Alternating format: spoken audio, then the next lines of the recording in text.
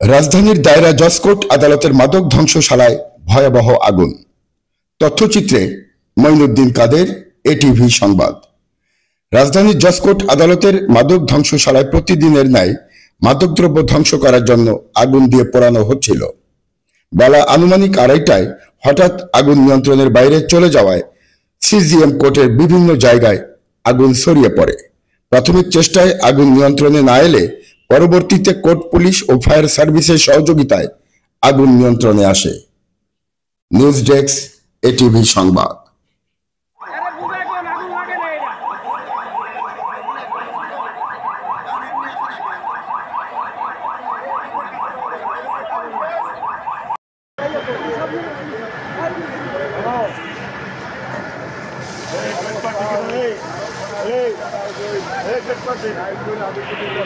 Hey,